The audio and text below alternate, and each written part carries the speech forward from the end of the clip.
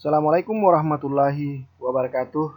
Berjumpa lagi dengan saya Muhammad Yunus pada mata kuliah pengantar ilmu administrasi negara atau administrasi publik. Kali ini kita akan membahas tentang memahami dan sejarah administrasi publik. Itu menjadi penting untuk diketahui supaya kita mendalami lebih jauh, kita sudah memiliki dasarnya. Baik, selanjutnya. Ya, pada slide ini ada pembagian fokus administrasi negara. Nah, Anda bisa lihat beberapa bagian-bagian ilmu yang berkaitan dengan negara. Kita lihat bahwa ada ilmu politik itu fokusnya adalah mengenai kekuasaan atau bagaimana seseorang berkuasa atau bagaimana menjadi penguasa dalam ilmu politik.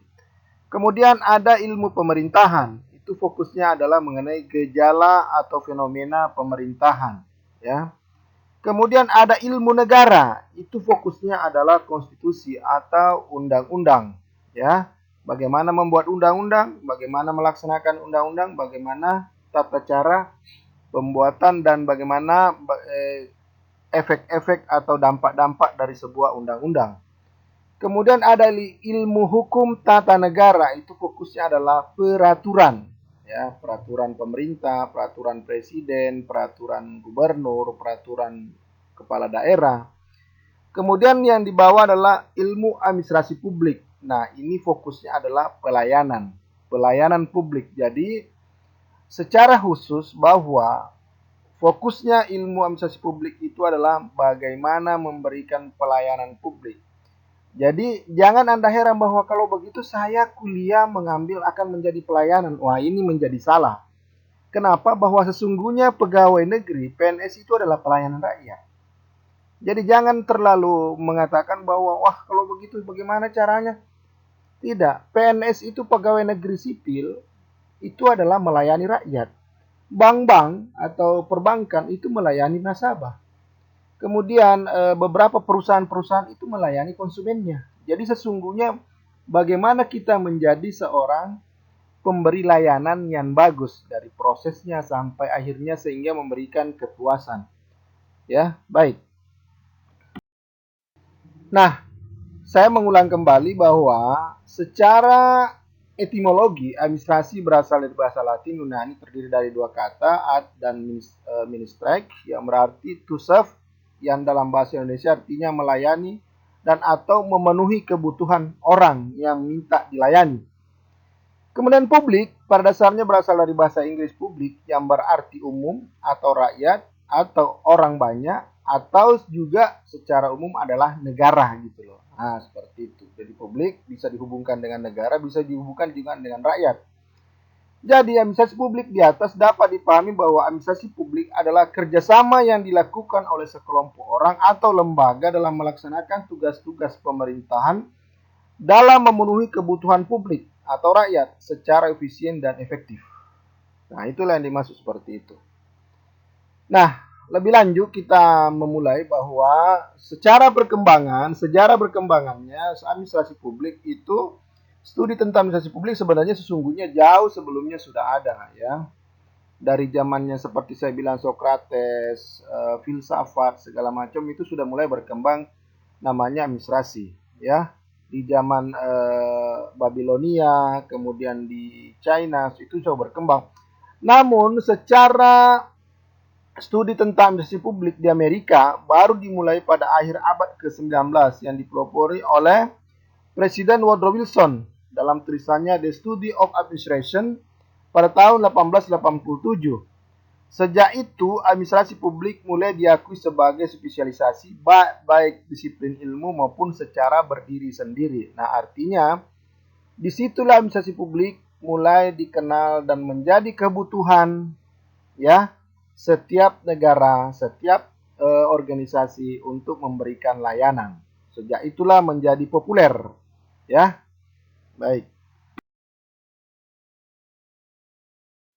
Nah, ada pepatah mengatakan tak kenal maka tak sayang. Nah, inilah tokoh-tokoh administrasi negara atau administrasi publik, ya.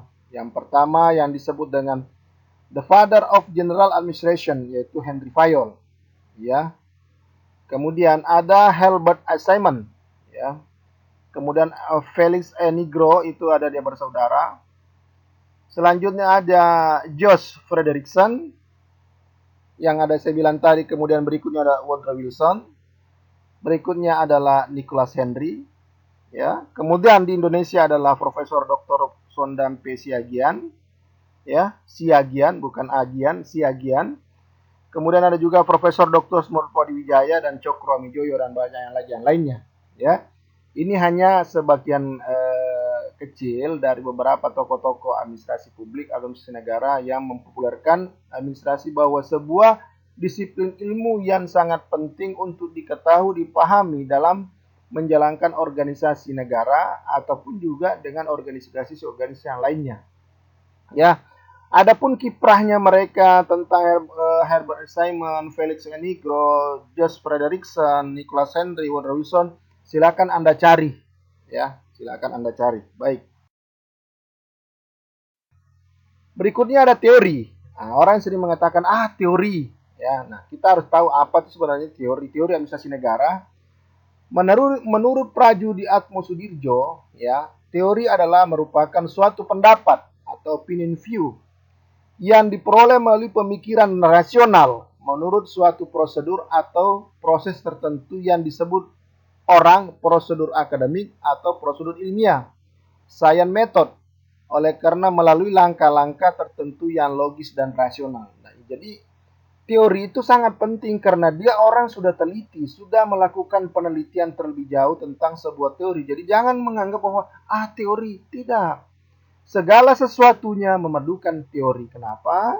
Untuk landasan sebuah penelitian atau landasan sebuah ilmu, karena itu adalah dasarnya orang mengakui sebuah hasil. Karena mereka sudah teliti terlebih dahulu, kemudian membuat teori sesuai dengan apa yang dia teliti, gitu loh. Nah, menurut Herbert Simon, teori administrasi pada hakikatnya menyangkut batas-batas aspek perilaku manusia yang rasional dan tidak rasional. Artinya, teori administrasi publik adalah serangkaian konsep yang berhubungan dengan kepublikan yang telah diuji kebenarannya. Nah, ini yang menjadi penting. Telah diuji kebenarannya melalui riset atau melalui penelitian yang jauh. Dalam hal ini pencapaian tujuan secara efisien dan efektif. Artinya sudah dilakukan riset. Jadi kalau orang berkatakan teori, itu apa? Tidak salah. Justru sesuatu yang dibuat sekarang ini kita tidak boleh lepas dari teori. Karena orang sudah buktikan. Sementara kita sendiri belum berbuat apa-apa. Oleh karena itu, kita masih perlu memiliki teori. Baik. Nah, apa sih peranan administrasi publik? Nah, ini yang menjadi penting juga diketahui oleh mahasiswa bahwa menurut Karl Polanyi, kondisi ekonomi suatu negara sangat tergantung. Baik, itu ada kalimatnya, sangat tergantung kepada dinamika administrasi publik. Frederick Sullivan, peran administrasi publik sangat vital dalam membantu memberdayakan masyarakat dan menciptakan demokrasi. Jadi begitu sangat pentingnya. Kemudian menurut Gray dalam bukunya 1989, menjelaskan peran administrasi publik dalam masyarakat adalah satu, administrasi publik berperan menjamin pemerataan distribusi pendapatan nasional kepada masyarakat miskin secara berkeadilan. Kedua, administrasi publik melindungi hak-hak masyarakat yang memiliki kekayaan, serta menjamin kebebasan bagi masyarakat untuk melaksanakan tanggung jawabnya atas mereka sendiri dalam bidang kesehatan, pendidikan, dan lain-lain. Artinya, kenapa disebut melindungi hak-hak? Karena ada aturan mainnya, pengaturan hak orang gitu loh. Kemudian administrasi publik berperan melestarikan nilai-nilai tradisi masyarakat yang sangat bervariasi itu dari generasi ke generasi berikutnya. Jadi begitu vitalnya peranan administrasi publik. Jadi kalau Anda sudah masuk di jurusan administrasi negara, administrasi publik, jangan menganggap enteng diri Anda. Justru Anda harus bangga bahwa saya lah akan membuat sesuatu kebijakan, peraturan nanti bagaimana membantu memberdayakan masyarakat dan bagaimana membuat dinamika administrasi publik itu menjadi sesuatu yang sangat berharga, menjadi pelayanan publik, begitu. Nah, harus diketahui ruang lingkup administrasi publik. Ya, menurut Nicholas Henry memberikan rujukan tentang ruang lingkup administrasi publik. Satu, organisasi publik atau organisasi masyarakat, ya. Yang kedua, manajemen publik atau manajemen yang berhubungan dengan evaluasi program, perencanaan, produktivitas, anggaran publik, dan pengelolaan sumber daya manusia itu ya. Dan yang ketiga adalah implementasi, yaitu menyangkut pendekatan terhadap kebijakan publik dan implementasinya, privatisasi, administrasi, antar pemerintahan, dan etika birokrasi. Nah, inilah yang akan menjadi pembelajaran kita selanjutnya. Kemudian di MOOC and DIMOC ada 4 komponen administrasi publik. Ya, satu, apa yang dilakukan pemerintah, ya, pengaruh kebijakan dan tindakan-tindakan politis dasar dan wewenangnya. Yang kedua, bagaimana pemerintah mengatur organisasi, personalia, dan pembiayaan usaha-usaha. Itu yang diatur dalam administrasi publik. Ketiga, bagaimana para administrator mewujudkan kerjasama atau teamwork aliran dan proses administrasi dalam pelaksanaan, ya. Dan yang keempat, bagaimana pemerintah tetap bertanggung jawab baik mengenai pengawasan dalam badan-badan eksekutif sendiri dan kemudian beberapa pengawasan kepada program-program yang berhubungan kepada perwakilan kerakyatan. Itu menurut DIMOC and DIMOC, 4 komponen administrasi publik yang menjadi bagian yang menjadi topik utama yang akan menjadi dibahas, ya, akan menjadi pekerjaannya orang administrasi publik. Baik. Ya, demikian penjelasan ini. Kalaupun Anda kurang jelas, nanti kita sampaikan melalui materi selanjutnya. Namun ini ada tugas. Baik, setelah mengikuti beberapa pertemuan, maka uraikan apa saja yang telah Anda sangat pahami tentang administrasi negara atau administrasi publik dalam kegiatan sehari-hari. Demikian dari saya. Semoga bermanfaat. Wassalamualaikum warahmatullahi wabarakatuh.